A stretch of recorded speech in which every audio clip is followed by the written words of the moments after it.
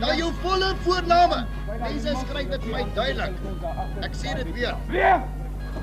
Kom, shake it up, shake it up, shake it up! Come on, Lovey, you're not going to Sunday out in the Oxford. Almal klaar? Nou daar waar staan die volgende een, jou tuiseenheid. Nou luister nou mooi. Skryf my daar groep 26. En in hakies, jou kommando waarin jy behoort.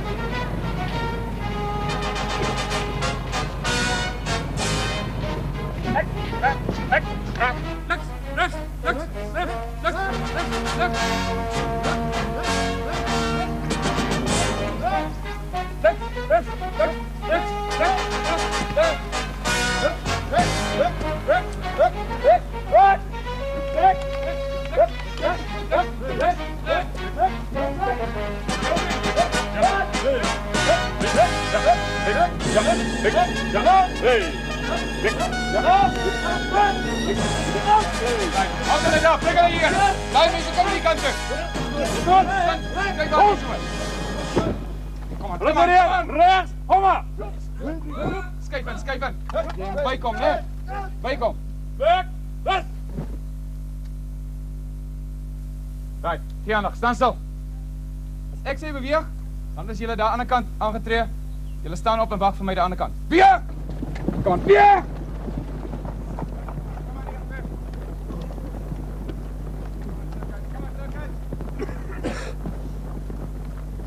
Move a bit down that way. Move to your left. Move down. You move in a bit. But stand still. Stand still. Sit. Come, sit flat, sit flat. Sit still now. Give your attention. Welcome to the operational area. My name is Lieutenant Hudson. My nickname is Shushu. You'll find out why in a couple of days' time. You're here in the operational area and for a period of 14 days intensive training, in which time I am boss, and you will listen to me. If you don't listen to me, sonny boy, you're going to come 16. Do you understand that? Yes. Do you understand that? Yes. Right. Now, in this time, you're going to go through hell. And I'm going to make sure that you're going to go through hell. And you're going to hate me. But when the 14 days are over, you'll be fully prepared to go out into the bush. From now on, you'll carry your rifle with you day and night. It becomes a part of you. The reason being, we are in an operational area at this stage. Do you understand me? Yes. Right. To get you used to this area, the climate and the terrain, we're going to organize a small exercise for you to show you what goes on in the operational area. You understand me? Yes. I'm not here to be your friend. I'm here to train you, to send you out into the bush fully prepared. Right, Sergeant Major, will you issue ammunition? For the first time in its history since Union, South Africa stands ready to defend its immediate borders against foreign aggression. Its war record, though impressive, has always been one of a dominion fighting for the rights of distant countries alongside allies in wars declared by other powers. Men. No flamboyant strategy of wild heroics. The hero is the soldier who can destroy the enemy today and live to do it again tomorrow. Nevertheless, the state of war must be acknowledged, since to counteract the infiltration of the smallest body of enemy forces, the South African army must stand at the ready, patrolling the vast areas diverse in growth and climate, day and night, by land and by air. This, then, is the nature of South Africa's war, a war with which she is now steadily coming to grips. We must realize that this is the first time in over 30 years that the South African Army is once again involved in active operations. So it's understandable that over this time our training has often got off the mark or missed the target, and we had been inclined over a long period to become more and more theoretical. However, now that we know where we're going and what we're up against, we've been able to adapt very quickly, and we feel that we've made tremendous progress over the last year. Although in many senses we can still see ourselves as beginners in this war, all soldiers are pretty confident of their present standard and their potential. Our training is now much more practically orientated, and the soldier himself at last now sees the need for the hard, grinding and vigorous type of training that is required. Number? 755-06-014 BB. Name? Rifleman. Name? Anthony Holzer. 37. Oké, klim je op.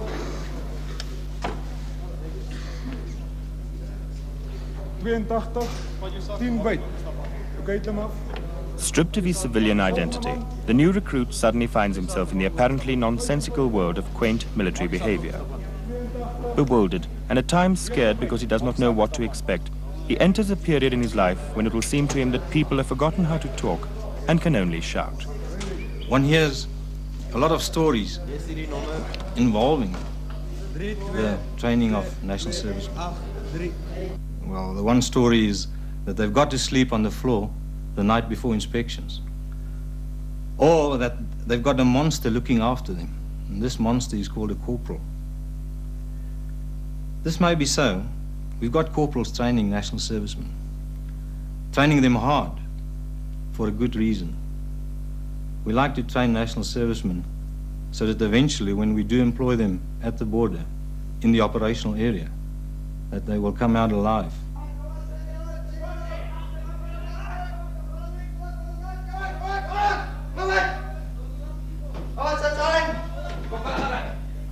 It will appear as if the sole purpose of the corporal and the sergeant major is to make his stay in the army as difficult and as unpleasant as possible. It will make no sense to him, and no attempt will be made to explain it to him. His worst apprehensions of military life will appear to have come true.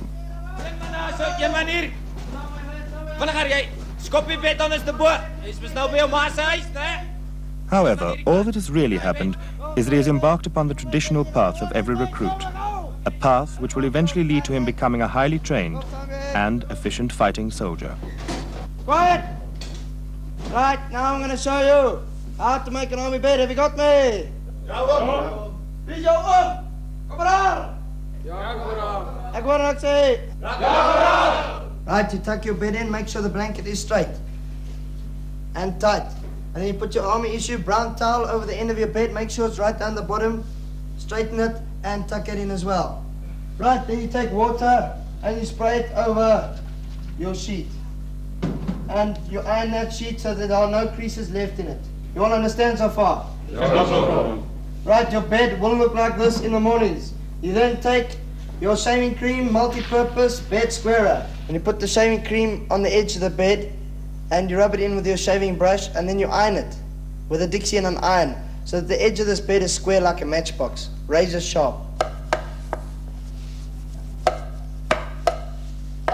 Right? Then I don't want to catch any of you sleeping on the floor. This bed is made to sleep in. I don't want to see any jippo beds. If I catch anyone on the floor or any jippo beds, there's going to be a nice chase parade for the whole bungalow. Have you got me? Yes, I don't need anything. Yes, as ek sê, 'n leeuring laai, Dan wil ek net 'n stofwolk sien, rovers. Loading, laai! Laai! Kom maar gou, jy mag gou. Sit in die magsyn. 200!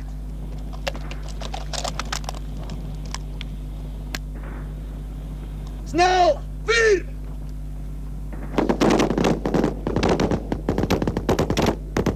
Kom, as jy klaar is, kry jy jou regtervoet op. Finish, get your right foot up. Kom jong, dis nie 'n speeldag daai nie. Man op die punt maak klaar. Wat maak jy, rower? Sit die wapen veilig. Hierdie ding is veronderstel om voor te wees, nie agter nie. So kry dit voor. Span jou wapen. Jy wil grens ook aan, jy weet nie hoe om dit te doen nie. Terug. So voor hom doen. En jou offisiere is op 600. Wat maak jy? Af, ander kant toe. Op outomaties. Skiet. Hey!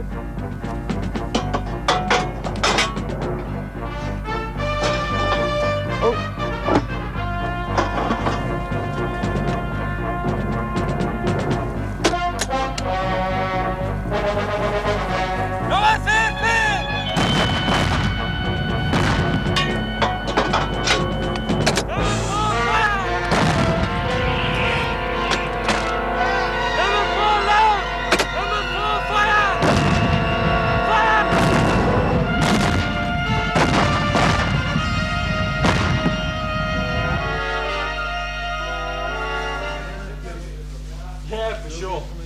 You could never get an inspection right, no matter how hard you tried, no matter how hard you polished, no matter how hard you got everything in line, everything perfect. It was never right. For inspection, we make what we call a jipper bed. It's actually a cheating sort of bed with only one sheet. So when you put your blanket over the mattress, it will give a sharper edge. After getting the sheet all measured out, towel length and whatever, we iron the thing flat. And we start biting the edges or ironing out edges so that it looks pretty square. We call matchbox square. We're not actually supposed to make them, but it's just really for inspection days. And you can't sleep in them, obviously. It's similar to an apple pie bed. And the problem comes in is when the sergeant major or corporal, whoever takes inspection, says, all right, got 3 seconds to jump in your bed. When we make these jipper beds, it takes a long time, involves a lot of work, and it could take up to half an hour to make it and complete it. So obviously, once you've done it, you're not going to sleep in your bed that night. So what we do is just roll out our sleeping bag on the floor and sleep there, which isn't exactly a done-up pillow scene because it's rather uncomfortable. And so the next morning, you can at least sleep a bit longer. It may seem ridiculous on the surface, but there is a positive side to it as far as the army is concerned. Ironing out edges so that it looks pretty square. Call matchbox square. We're not actually supposed to make them, but it's just really for inspection days. And you can't sleep in them, obviously. It's similar to an apple pie bed. And the problem comes in is when the sergeant major or corporal, whoever takes inspection, says, all right, got 3 seconds to jump in your bed. When we make these jipper beds, it takes a long time, involves a lot of work, and it could take up to half an hour to make it and complete it. So obviously, once you've done it, you're not going to sleep in your bed that night. So what we do is just roll out our sleeping bag on the floor and sleep there, which isn't exactly a done-up pillow scene because it's rather uncomfortable. And so the next morning you can at least sleep a bit longer. It may seem ridiculous on the surface, but there is a positive side to it as far as the army is concerned. One thing, it makes sure everyone is uniform. Every single bed is the same. And there's a lot of work involved in getting the uniformity. And that means that everyone has to work together to achieve this self-discipline within themselves, obviously, and also discipline over the whole bungalow, make them work together as a group. I think one of the greatest pleasures in making a bed, or a smart bed, having all the hard work of squaring it and really going to all the trouble, chewing the edges, and is, if perhaps the corporal compliments on it, is to jump on the thing afterwards. P, will you be able to understand trousers like I've shown you? No, 10 times better. It can be so fine. Are you sure? Okay, point number 1. Geen treinspoortjies nie. Have you got me so fine? Okay, point number 2.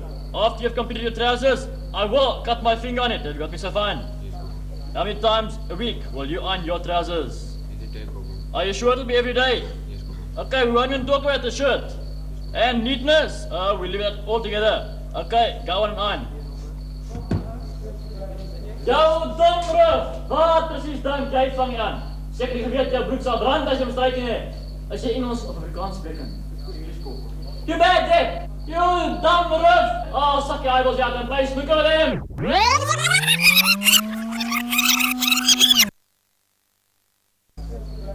Jou domrug!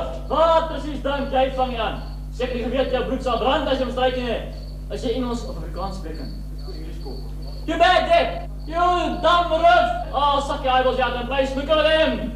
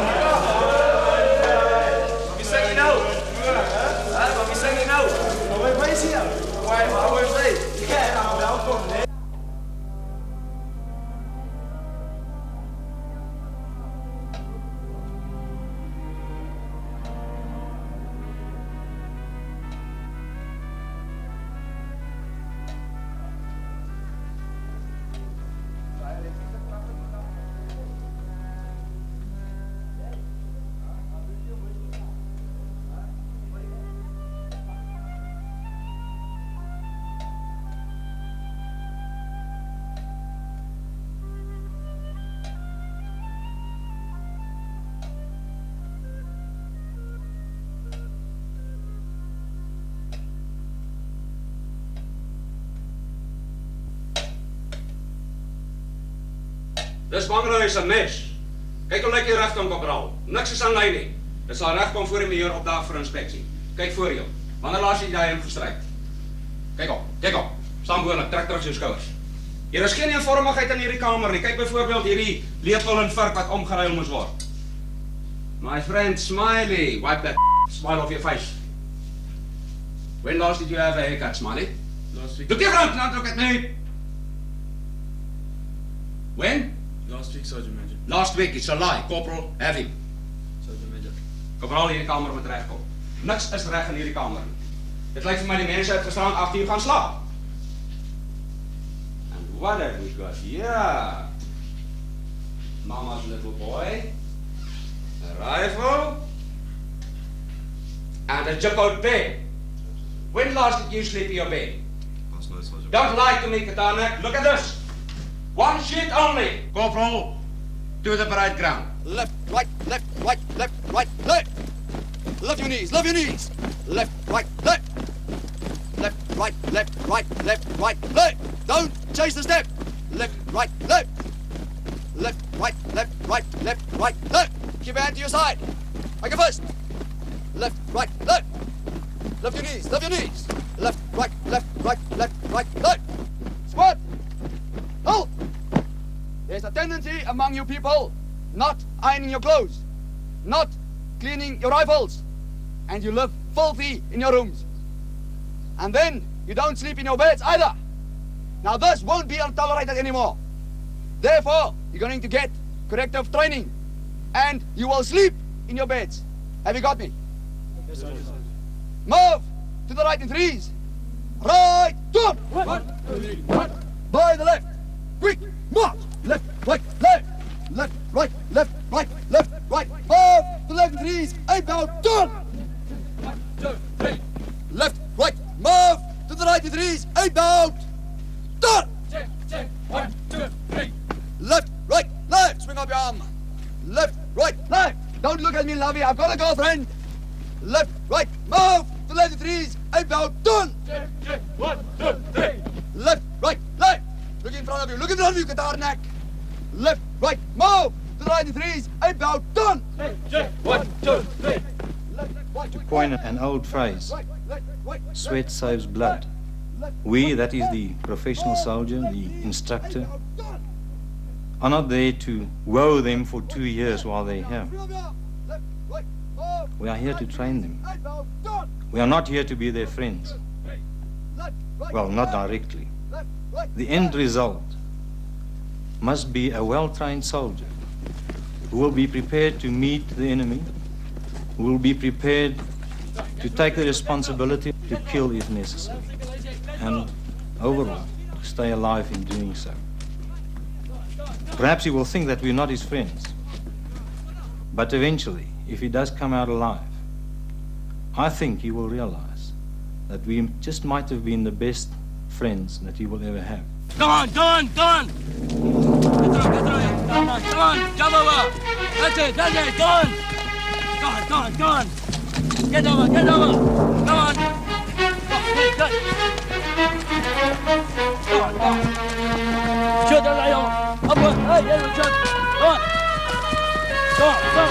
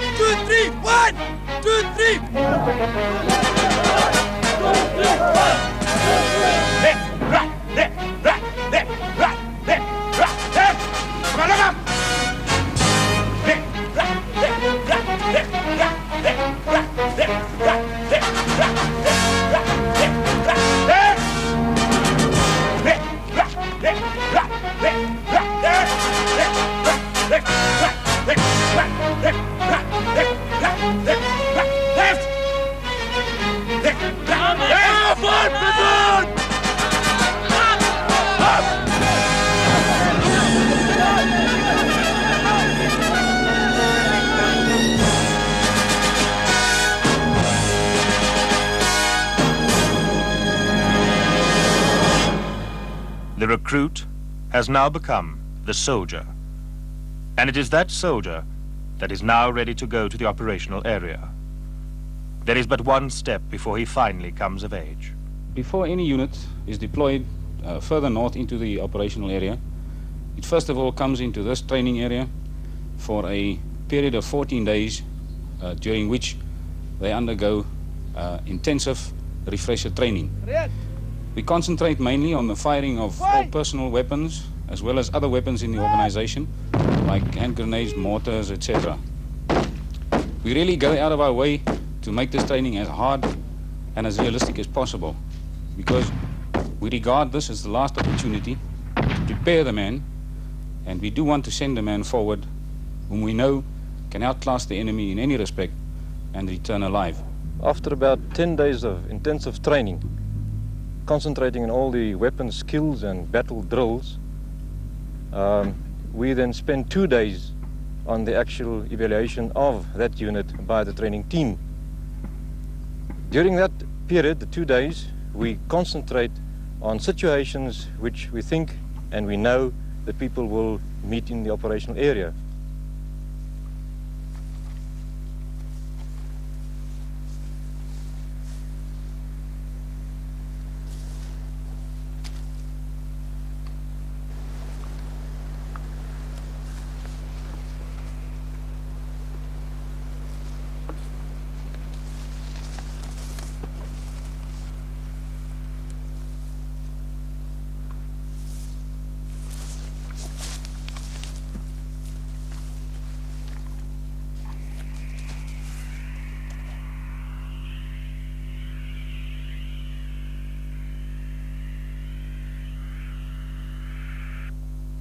Zero 30303031, my signal strength, over.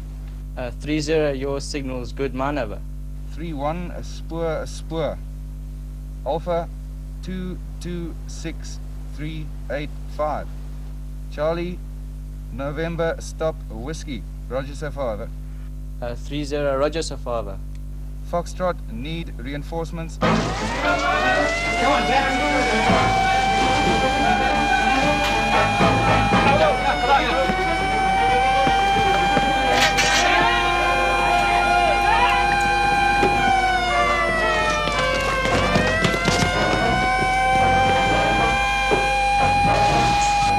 made contact with the enemy in the operational area. There's about 15 terrorists in the area, and the patrol made contact in this area over here. I'm planning to send out 2 sections as soon as possible to reach the ground forces. The strength of the ground forces are about 2 platoons at this stage.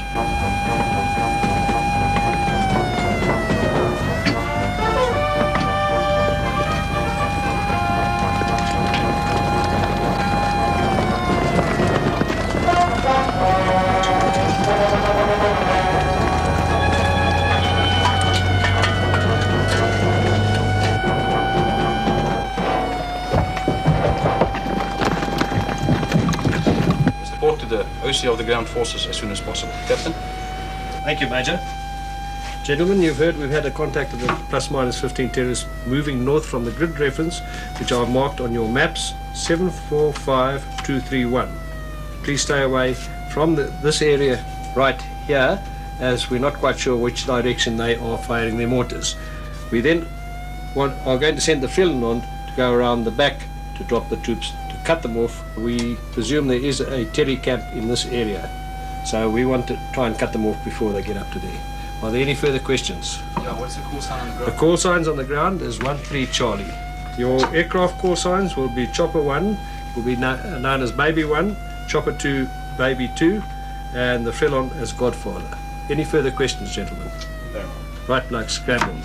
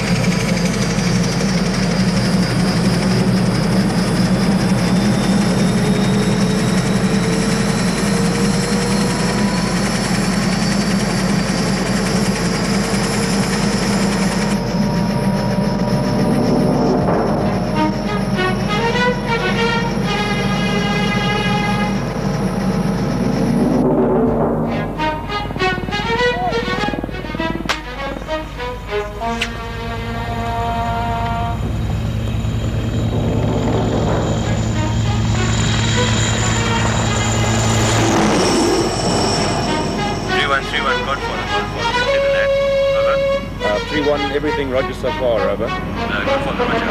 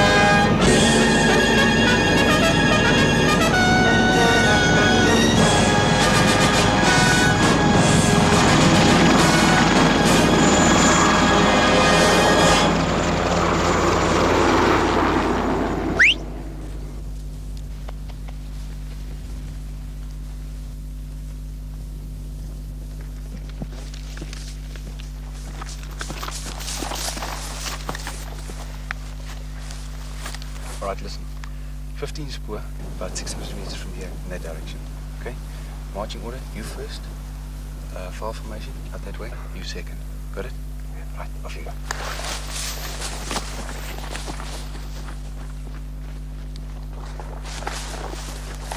I've located enemy forces in a northerly direction, so I want you and your Brendan on the right-hand side. Yeah. Right on.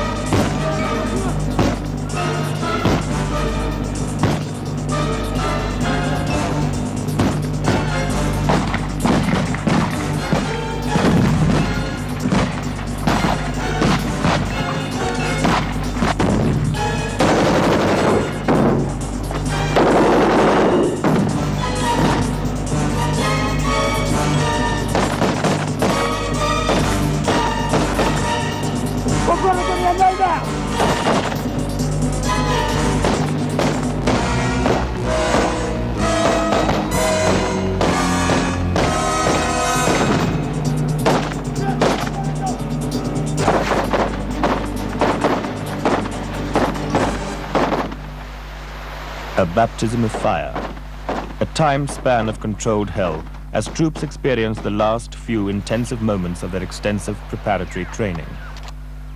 Now they know what it is like to be caught up in the sights and sounds of battle. They understand what to expect, how not to panic, and finally, how to stay alive. In previous years, we used to go on a 3-week camp somewhere in the 4 provinces. We used to spend a lot of time traveling to and from these places, and it wasn't very realistic at all. The chaps used to find it a big waste of time. Now, all of a sudden, we put into the operational area, we come straight into the operational area, and we do a 2 to 3 week intensive training right from the word go. Live ammunition, it's a real thing. We go out on patrol. Anything can happen during the patrol. You could pick up a spoor right there while you're doing a practice patrol, and you can be blown up in a landmine. So the training there, the chaps have to be on the ball. Because of the nature of the action that they're fighting, being low intensity, seek and destroy, in which the terrorist has got all the advantages, it's very much a waiting game.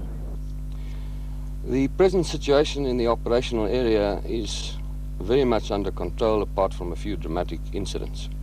However, we must realize in a war like this, the situation fluctuates from day to day, and we must prepare ourselves both physically and psychologically for a long and protracted struggle. That is, as long as the enemy chooses to try and disrupt peaceful development by means of terrorism and intimidation. I feel our greatest asset and weapon must be a very strong will to win and withstand anything that the enemy chooses to throw at us, and for as long as necessary. Therefore, the psychological aspect is of utmost importance.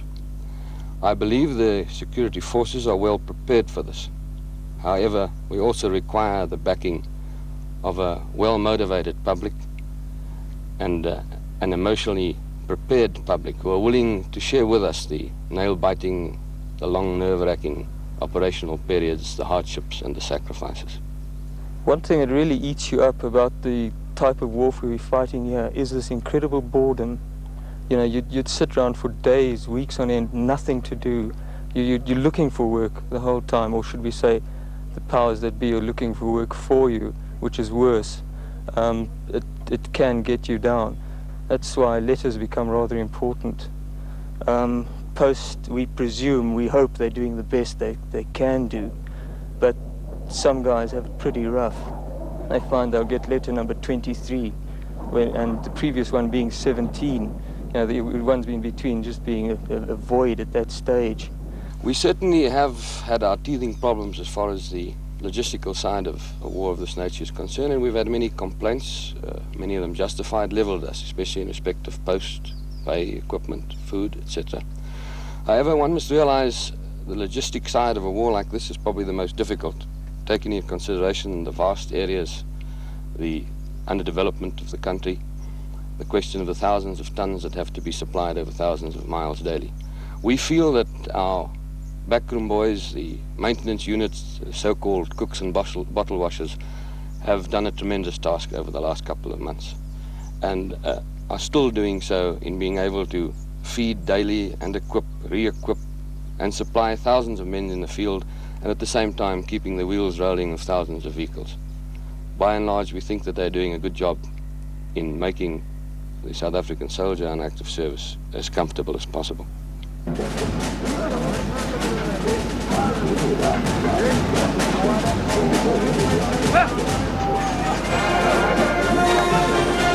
Hello to you all from Padcar and Forces Favourites, coming to you on the English service. And let me begin with a reminder from Home, the green, green grass of home, in fact, by Tom Jones. That's for Anthony Stephen on the border. Our love to you and the other chaps. Hope you've settled right soon. Lots of love. Fussbait from Mum, Dad, Karen and David. Corporal Robert Wesson on the border. Love, I'm counting the days to your safe return. Look after yourself. To the army, you're a number, but to me, you're the world. And that's with lots of love from Long. 40-day celebration. That is for Franz Hilson on the border. Darling, not so long ago now. Can't wait for your return, and remember I love you and I'm counting the days. And if tears were miles, I'd be by your side now. From your wife, Tina. That's right. Summertime, take it off. Not shorter.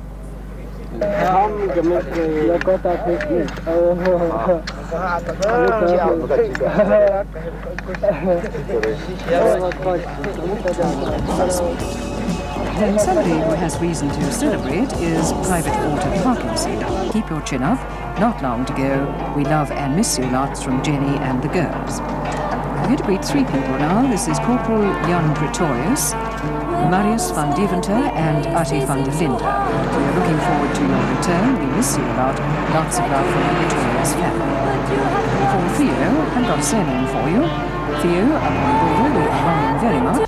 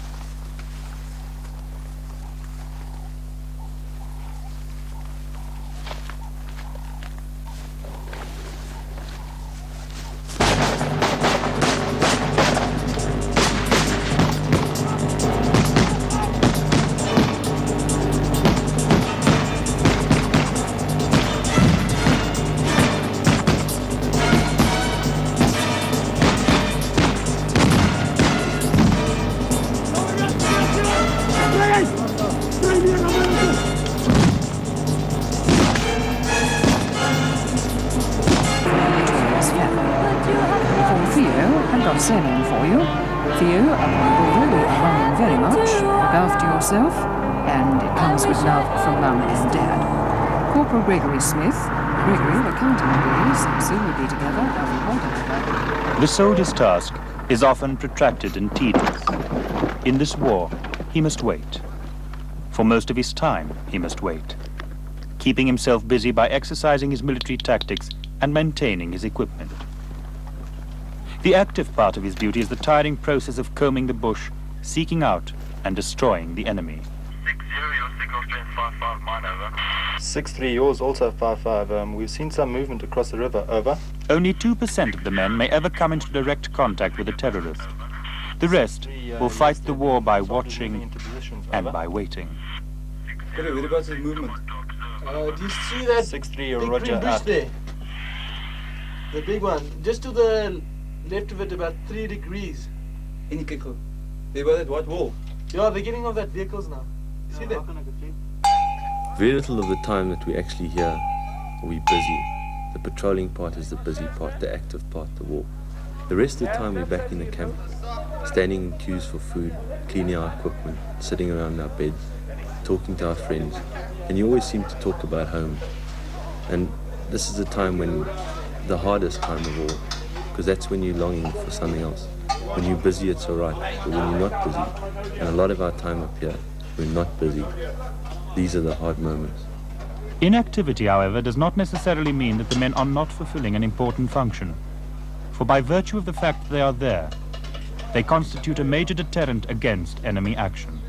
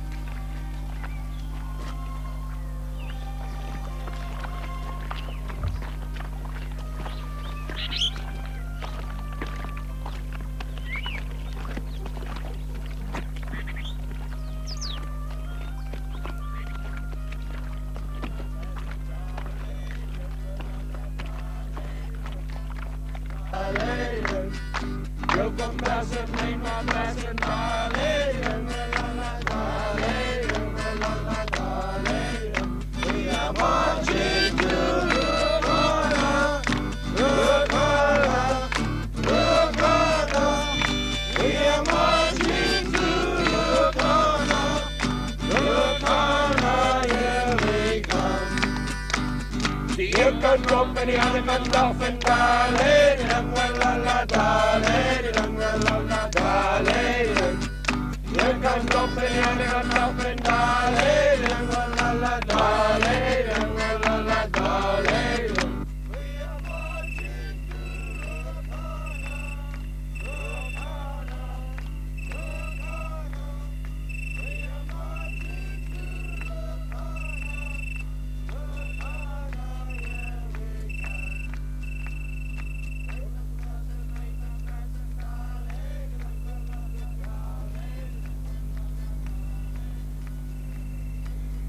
Well, Chaplain, I sometimes feel that when you're up here, it's hard to believe that there is a God.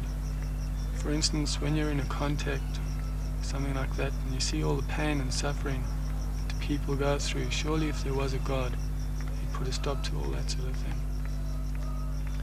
Anthony, does this trouble you because the Bible says that God is a God of love?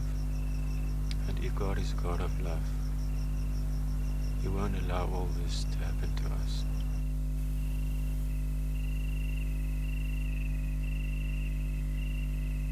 Acting on intelligence reports, a night ambush is being laid, and the men no longer speak. Signals are the only form of communication. With stealth, they must find their positions. The slightest sound could give their tactics away.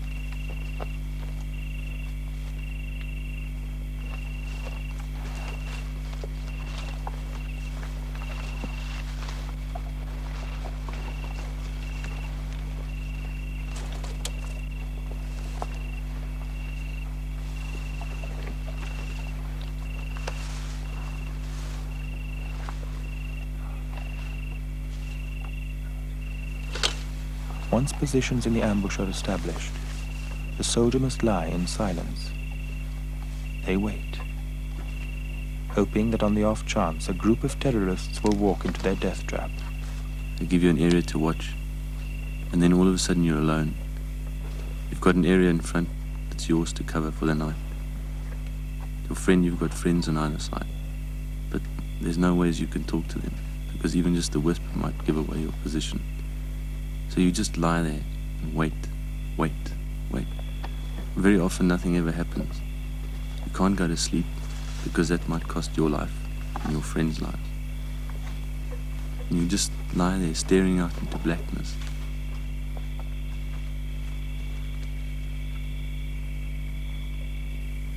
Tonight, they fight the war in waiting. Well, I thought it would never happen to me, out of all people, and I was really petrified. When I was doing the follow-up attack, I really started praying, and I saw a lot of the mates as well, also deep in thought and praying, and really praying that they'll come out alive. It was really scary. This is the first time I've really been scared in all my life. We were pretty worried about it, not thinking we were prepared or anything, for this lot. And off we went. I went to the debrief and I was told about the casualties and where it was and the enemy forces. We got into the chopper and for about 45 minutes we travelled through the air. And we were pretty worried, thinking to ourselves, it's all going to happen now. This is anything, for this lot. And off we went. I went to the debrief and I was told about the casualties and where it was and the enemy forces. We got into the chopper and for about 45 minutes we travelled through the air. And we were pretty worried, thinking to ourselves, it's all going to happen now. This is for real. We looked at one another as if to say, are we going to make it? And once we landed, they put the casualties on. We saw the casualties. We thought, hell, this is really true. and they sent us off back to the base. We had to protect the base. We sat there waiting for the next order, and we heard the first firefight. It really gave us a fright. It really shocked us, because we could hear our rifles and enemy forces fighting in the distance. And then all of a sudden it was our turn. We got our order and off we went into it. And going through on the follow-up, it was as if we wanted to see what was happening. We wanted to get there. And the first thing hit us, we saw an enemy lying on the ground dead. And we thought, well, this is true now, this is going to happen to us. And then we came under effective fire. And the whole lot of our training all came into one. It just happened as it should.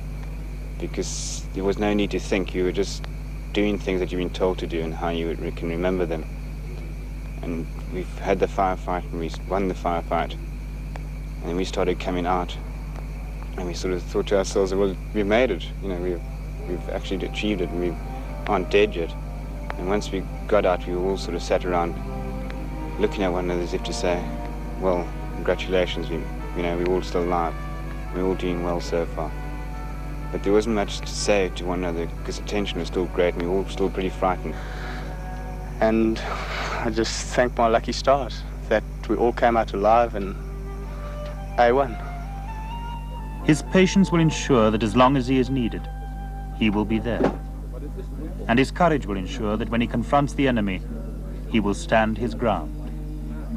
But it is his ability to stay alive that is of paramount importance. For by doing so, he ensures that he is there to fight another day. And more important, he is able to return home to his family and his friends. In the meantime, he waits. At the ready, he waits. Fighting the war of waiting.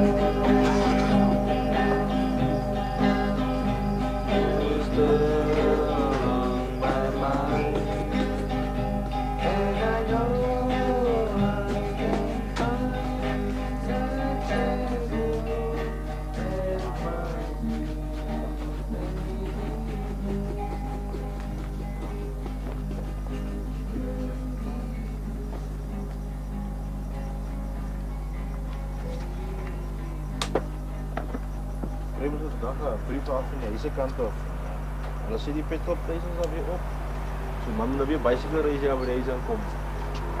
Dan kan nie meer die petrol bekostig nie. 28 sent. Hey boys. Nag, lekker slaap. Luister, maak my môreoggend wakker as jy slaap. Okay.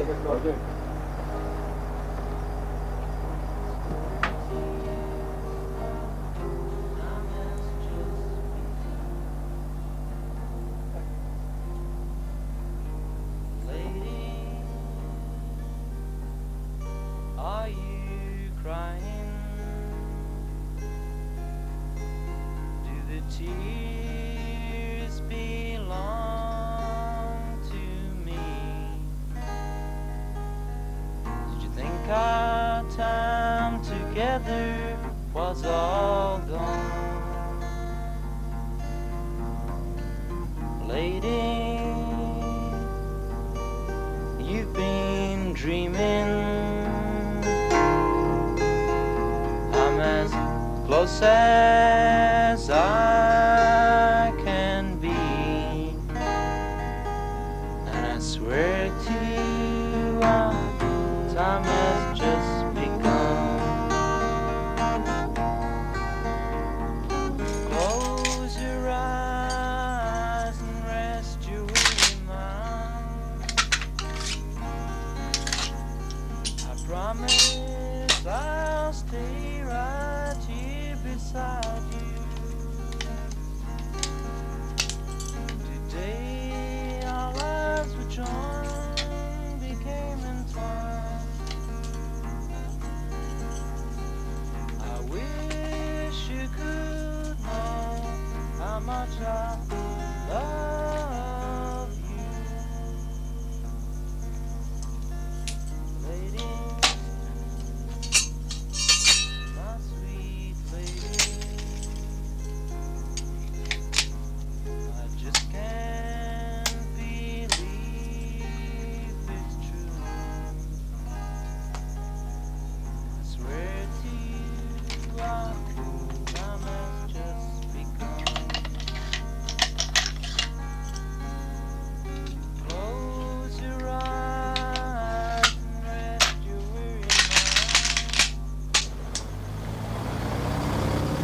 By road, if one can call it a road, 32 million kilograms of goods were transported from Rundu to delivery points in Angola. This gives an indication of the major logistical effort which accompanies such an operation. The primary function of the echelon in any fighting group or organization is basically to supply the fighting forces, the fighting vehicles, the weapons, the ammunition, and the people involved with any requirements they have. For example, diesel refueling, water, rations, general commodities such as boots, clothes, etc. Therefore, our primary function is to ensure the fighting forces are well equipped. Almost 1,000 people had to receive food and water daily.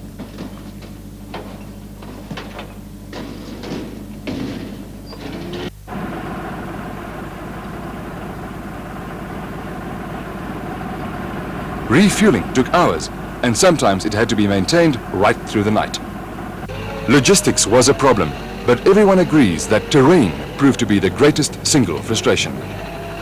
One day there was an advance where only 800 meters was covered as a result of the terrain. I think the enemy could have exploited the terrain, as during the initial movement south, by moving in the dense bush, thereby having cover against our air force and observation. It was very difficult to get the enemy out of the bush, as I understand from Colonel Ferreira, who observed the first part of the operation, specifically in the region of the 47th Brigade's position. The terrain was extremely dense and very flat, and the enemy chose the densest part, that is, trees, bushes and undergrowth, to set up their defense positions.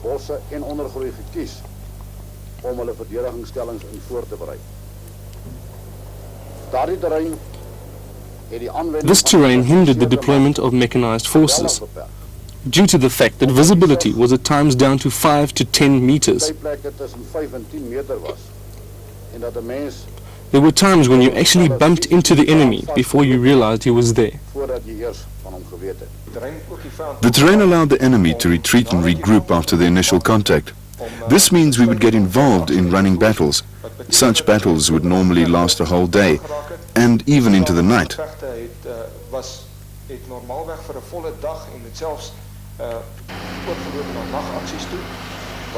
This put strains on our resources in terms of ammunition and fuel use. This meant we usually had to do battle replenishments at night. We didn't have sufficient forces to keep up the momentum and take over from the unit in contact. I think this was one of the major problems with regard to the terrain. The first contact was imminent. For most of these men, it was to be the first taste of battle. All equipment had been serviced and checked. Refueling was done. They were ready. Almost ready. The best machine is useless if the man behind it is not mentally prepared. Onze Vader wat in die hemel is, ons sê vir U baie dankie dat ons in hierdie middag ook as U kinders so by mekaar kan wees. Here, baie dankie dat ons ook kan weet dat U self hier by ons teenwoordig is. En daarom wil ons dan ook vra dat U dan self met ons sal praat uit U woord en hierdie woord vir ons sal kom openbaar. Our Father in heaven, in Your word, You have taught us that if we would know Your presence, we must be still.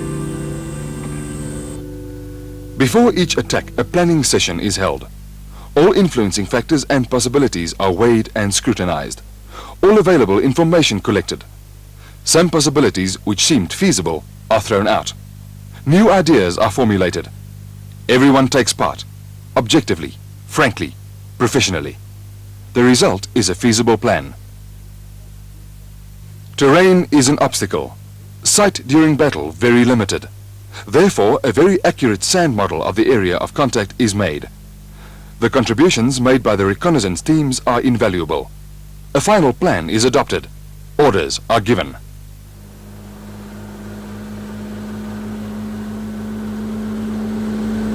The force moves in. They move at night for the contact with Fapla's 1-6 Brigade early next morning.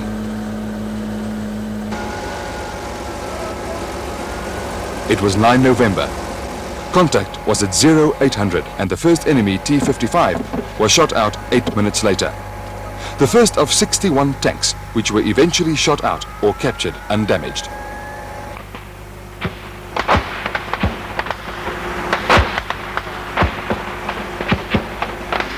What you see here is a full-scale contact.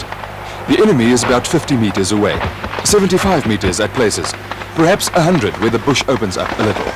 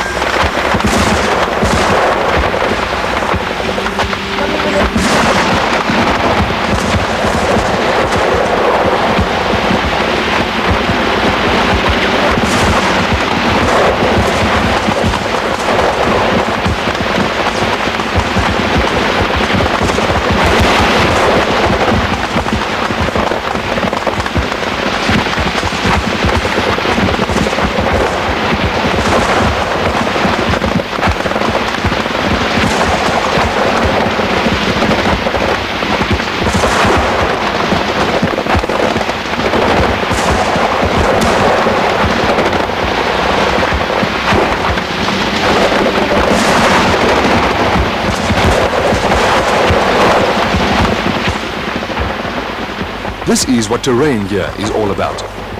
Enemy tanks were shot out by aiming at their sound, or a bit of exhaust smoke, sometimes a little dust. Sometimes it was in sight. Terrain and sight in this situation was also for the enemy a problem. The operation was not only a test for the machines, but also for the soldiers. A very trying test, according to the SSO Comops, Colonel Andre Coetzee. Some of them were involved for months, many of them under hard conditions. Times without water, dry rations all the time, flies, the normal exposure that there is in any operational situation.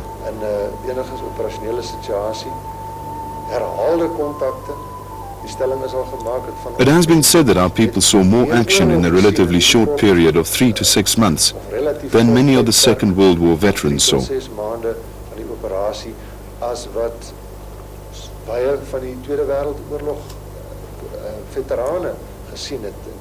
This was due to the fact that they were repeatedly involved in action, and there were no reserves. There were no people to be pulled out of depth to give them a chance to rest. It was a Monday night and we were moving with the rest of the group to do refueling and fetch rations, etc.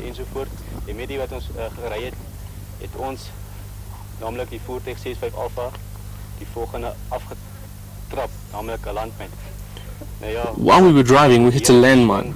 I can't really tell you what happened. It was loud, it was very hard. After the accident, I was a nervous wreck. We waited for a while. They came and towed the vehicle away.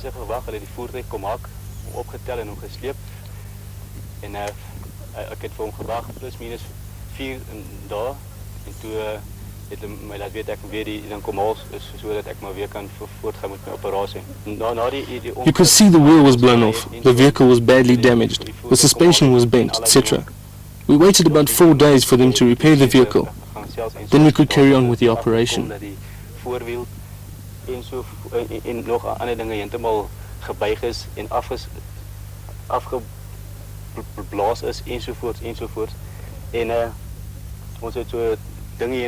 Our cat that was travelling with us was half deaf before the explosion, and he was also a nervous wreck. He was also a bit crazy, but he recovered like the rest of us.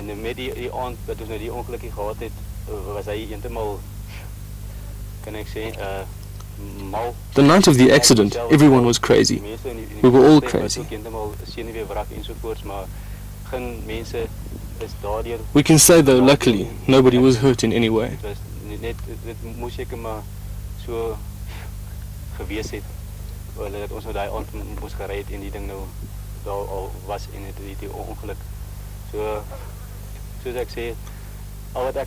All I can say is that I go down on my knees now and say thank you very much, O Lord, that we all escaped injury that night. Dankie oor Here dat ons veilig uit daai ongeluk uitgekom het. Dis al wat ek kan sê daaroor. Regtig. Alright, ons is die dag al by die uitvaartspos, dis nou die LWT. We were refueling and our rifle needed some repairs. We were sitting around chatting. Only a few guys dug foxholes because the MiGs hardly ever bombed us anyway. Draai die hele storie uit en verster. Een vriend, hy grawe toe maar 'n gat. Ek wil nou nie daarby wees nie want hoekom moet ek 'n gat grawe? Die MiG sal die LWT nie bom nie. En ons het We were chatting with our lieutenant, and the next minute there were just shots around us, and we heard the MiGs. The first thing that comes to mind is foxholes. Die volgende om toe skoot te klap en ons hoor die MiGs. Dis die eerste ding wat opkom is foxholes. Hardloop na versterk foxholes. That's a weird feeling. Kom toe net een foxhole. We ran for our foxhole. I jumped into my friend's foxhole. It's only big enough for one, but three of us fitted in there like sardines in a can. You pray and you think of home, of what you're going to do when you get back. You think of the last time you hugged your girlfriend at the airport, that feeling of the soft body against yours, and you pray. No more contacts, but you realize you're doing it for your country, for your girlfriend, and for your children still to come. Okay, well, we've been through all the training and everything, and it's when you come up here and you start coming under fire, it's a very different thing. I mean, it's not very kosher being in the back of a rattle, and well, when you're riding in, it feels all nice, fun. You're going into contact, you don't really know what it's like, and then the first rounds start going up above your head, then you see them hitting trees next to you, and then I don't know, all the fun and games, whatever you've been expecting, it's not really the same. I think a highlight was the favorable feedback we received about the fighting ability of our own infantry.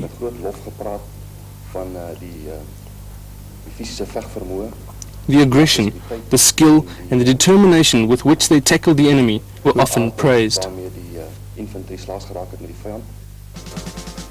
In all wars, there are inevitably the empty hours that have to be filled.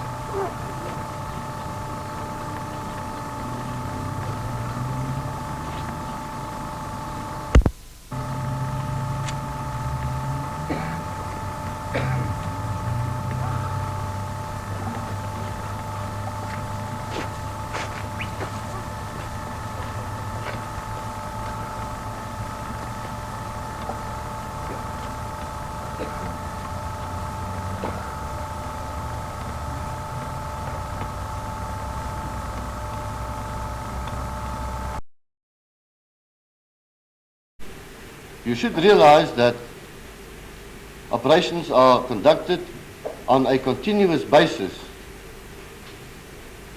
Operation Protea was just perhaps a little bit more dramatic and spectacular. In view of what I have said now, namely that operations will continue, I think you will appreciate that certain aspects like strategy, tactics, certain combat techniques, I cannot divulge at this stage because it may compromise future operations.